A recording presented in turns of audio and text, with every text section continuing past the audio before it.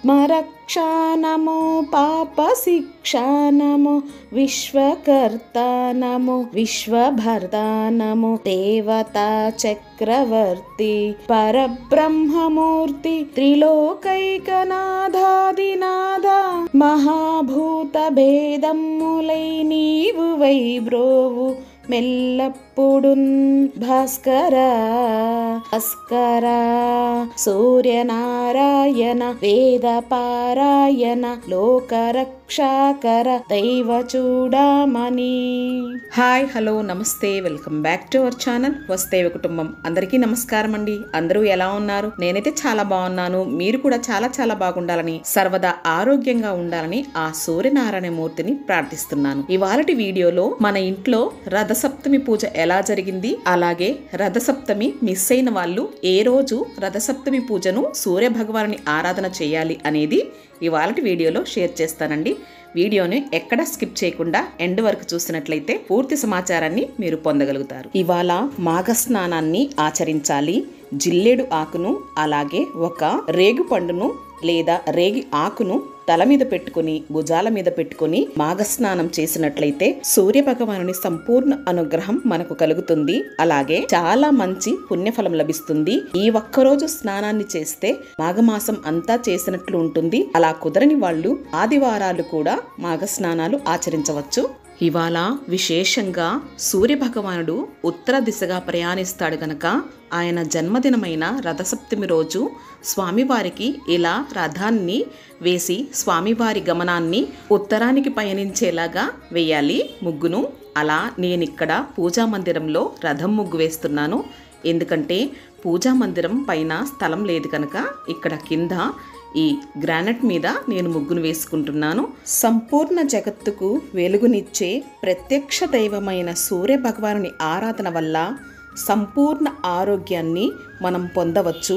గ్రహపీడలు ఉన్నా కూడా సూర్య భగవానుని ఆరాధన వల్ల ఆ గ్రహపీడలు కూడా తొలుగుతాయని పెద్దలు చెప్తారు. నవగ్రహాలు కూడా సూర్య భగవానుని ఆధీనంలో ఉంటాయట. అటువంటి సూర్య భగవానుని ఆరాధన తన జన్మదినమైన రథసప్తమి రోజు ఆచరించి అష్టైశ్వర్యాలు పొందుతారట. అష్టైశ్వర్యాలు అంటే ఆరోగ్యానికి మించిన ఐశ్వర్యం లేదని నా భావన. సూర్యుని గమనాన్ని అనుసరించి ఈ కాలాలు నడుస్తూ ఉంటాయి. సూర్య కిరణాల వల్ల ప్రకృతి పులకరించి ఆహారాన్ని ప్రసాదిస్తుంది. సూర్య భగవానుని ఆరాధన దేవతలు కూడా ఆరాధించారు అని పురాణాలు చెబుతున్నాయి. ఈ విధంగా పూజా మందిరంలో రథం ముగ్గు వేసి స్వామివారిని ఈ విధంగా అలంకరించుకున్నాను. ఇక ఆగ్నేయ దీపాన్ని కూడా వెలిగించుకుని నిత్య పూజకు సిద్ధం చేసుకున్నాను. ఈ విధంగా స్వామి అమ్మవార్లను అలంకరించుకుని పూజ అనేది చేసుకుంటున్నాను. ఇవాళ పూజా మందిరాన్ని తెలుపు రంగు పుష్పాలతో, పసుపు రంగు పుష్పాలతో అలాగే కుంకుమ రంగు పుష్పాలతో అలంకరించుకున్నాను. పూజా మందిరంలో స్వామి అమ్మవార్లను ఈ విధంగా కనకాంబరాలతో అలంకరించుకుని స్వామివారికి తులసీ దళాలు సమర్పించాను. అందులోనూ ఇవాళ శుక్రవారం గనక అమ్మవారికి కుంకుమార్చన ఈ పూజ అనేది ముందుగా చెయ్యాలి అని త్వరగా లేచి స్వామి అమ్మవార్లను ఈ విధంగా సేవించుకొని సూర్య ఆరాధనకు ముఖ్యంగా ప్రసాదాన్ని తయారు చేయాలి కదండి. ఇవాళ విశేషంగా స్వామివారికి క్షీరాన్నాన్ని నివేదన చేయాలన్నమాట. ఒక ప్రత్యేకమైన విధి విధానంతో స్వామివారి ప్రసాదాన్ని తయారు చేయాలి. ఇప్పుడు ఆ ప్రసాదం ఎలా తయారు చేయాలో అనేది కూడా మీకు ఈ వీడియోలో తెలియజేస్తాను. ఇలా కలశాన్ని అలంకరించుకొని అమ్మవారిని పూజించుకొని ప్రసాదంగా పాలను నివేదన చేశాను. ఇక ప్రసాదాన్ని తయారు చేయడానికి సిద్ధమవుతున్నాను. ముందుగా మనము ఒక కంచు పాత్ర తీసుకొని లేదా ఇత్తడి పాత్ర అయినా తీసుకోవచ్చు. నేను ఇక్కడ కంచు పాత్రను తీసుకొని కాస్త పసుపును రాస్తున్నాను. ఆ తర్వాత కుంకుమ బొట్లతోటి అలంకరించుకోవాలి. ప్రత్యేకమైన విధి విధానాలతో సూర్య భగవానునికి ఇవాళ క్షీరాన్నాన్ని సమర్పించాలి. 3 పోగుల దారాన్ని తీసుకుని దానికి తమలపాకు కంకణంగా కట్టి ఇలా ప్రసాదం వండే పాత్రకు ఇలా కంకణాన్ని ధారణ చేస్తున్నాను. తర్వాత ఆవు పాలను ఇందులో పోసుకొని స్టవ్ ఆన్ చేసుకొని స్టవ్ మీద అయితే నేనిప్పుడు పెడుతున్నాను. ఈ రోజు విశేషంగా ఆవు పిడకల మీద ప్రసాదాన్ని తయారు చేస్తారు. నా దగ్గర ఆవు పిడకలు నేను మార్కెట్కి వెళ్ళి తీసుకురాలేకపోయానండి ఈసారి. ఉన్న దాంట్లోనే ఇలా స్టవ్ మీదనే నేను వెలిగించుకొని కర్పూరంతో స్టవ్ ఆన్ చేసుకొని ఆ తర్వాత ప్రసాదాన్ని తయారు చేసుకుంటున్నానండి. ఇంకో స్టవ్ మీద కాస్త బెల్లాన్ని తీసుకొని అందులో కాస్త వాటర్ వేసి బెల్లాన్ని కరిగిస్తున్నాను. ఈ లోపు పాలు పొంగు వచ్చాయి. ఇలా పొంగితే చాలా మంచిది. అన్ని దిక్కులా పొంగాయి అన్నమాట. ఇవాళ ఈ క్షీరాన్నాన్ని గెరిట పెట్టి మాత్రం చేయకూడదండి, చెరుకు గడతోటి తిప్పాలన్నమాట. చాలా మంచిది. అందుకే ఒక ప్రత్యేకమైన విధి విధానాలతో ఈ ప్రసాదాన్ని తయారు చేయాలి అన్నాను కదా. చెరుకులోని తీయదనం అంతా ఈ ప్రసాదంలో వెళ్తుంది. ప్రసాదం అనేది అమృతంలా తయారవుతుందన్నమాట. ఇప్పుడు బియ్యాన్ని వేసుకోవాలి. ఈ బియ్యం కూడా కడిగి వేయకూడదండి. వాటర్ అనేది యూస్ చేయకుండా మనం ఈ ప్రసాదం తయారు చేయాలి. ఇంట్లో ఎంతమంది ఉంటే అన్ని గుప్పిళ్ళు బియ్యాన్ని ఇందులో వేయాలి. అందరి తరఫు నుంచి నేనే వేస్తున్నానండి. బియ్యాన్ని వేసి 90% బియ్యం అనేది బాగా ఉడకాలండి. ఆ తర్వాతలోనే ఇందనక కరిగించి ఉంచుకున్న బెల్లం వాటర్ని ఇందులో వేయాలన్నమాట. ఆ తర్వాత ఈ బెల్లం వాటరు అడుగున కాస్త ఏమన్నా మలినాలు ఉన్నా కూడా తీసేయొచ్చండి. ఇలా స్టెయినర్తో కూడా వడగట్టుకోవచ్చు. ఆ తర్వాత యాలకుల్ని వేయాలి. జీడిపప్పు, ద్రాక్ష అలాంటివి ఏమీ వేయకూడదు. ఇలాగే మెత్తగా ప్రసాదాన్ని తయారు చేయాలి. ఆల్మోస్ట్ ప్రసాదం రెడీ అయింది. ఇక ఫైనల్గా ఆవు నేతిని వేసి కాస్త కదిపితే సరిపోతుంది.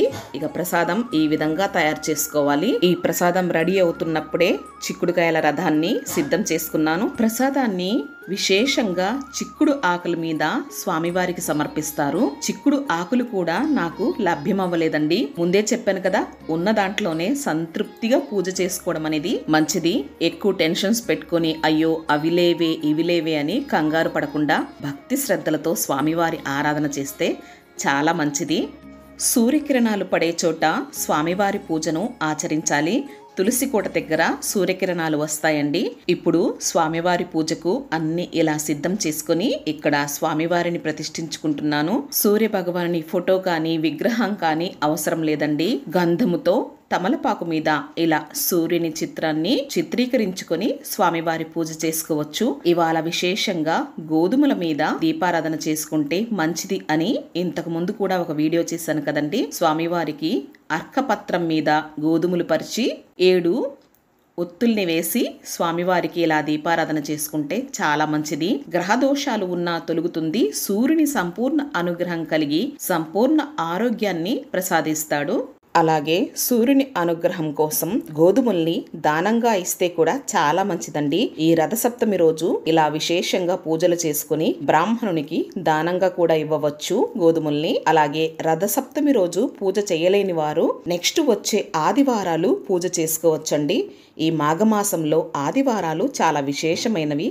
స్వామివారి అనుగ్రహం కోసం తప్పనిసరిగా రథసప్తమి రోజు ఏ విధంగా మనం పూజను ఆచరిస్తామో అదే విధంగా పూజను ఆదివారం కూడా ఆచరించవచ్చు. అదే ఫలితాన్ని మీరు పొందవచ్చు. భగవంతుడు భావన మాత్రము సంతుష్టి చెందుతాడు.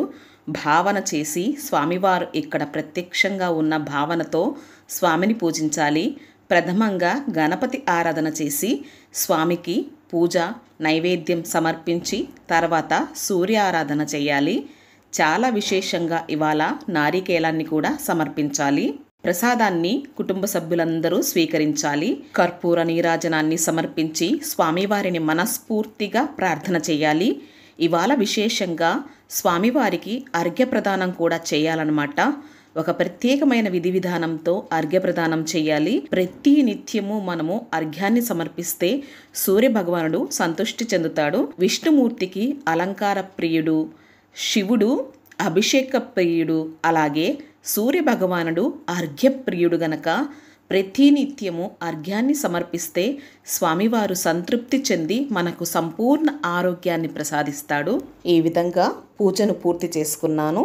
సూర్య భగవానునికి అర్ఘ్యం ఎలా ఇవ్వాలి అనేది ఇప్పుడు చూద్దాము. రాగి అంటే స్వామివారికి చాలా ప్రీతికరము. రాగి చెంబులో శుద్ధ జలాన్ని నింపుకోవాలి. అందులో కాస్త పన్నీర్ని కానీ గంగా జలాన్ని కానీ వేసుకోవాలి.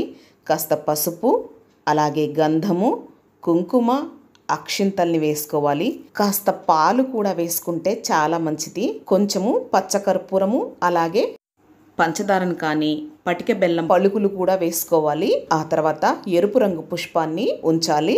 కాస్త గంధాన్ని కుంకుమను రాగి పాత్రకి బుట్లుగా పెట్టుకొని ఈ జలంతోనే స్వామివారికి అర్ఘ్య ప్రదానం చేయాలి. కుదిరితే స్వామివారికి హారతి పళ్ళాన్ని సిద్ధం చేసుకొని హారతి కూడా ఇవ్వవచ్చు.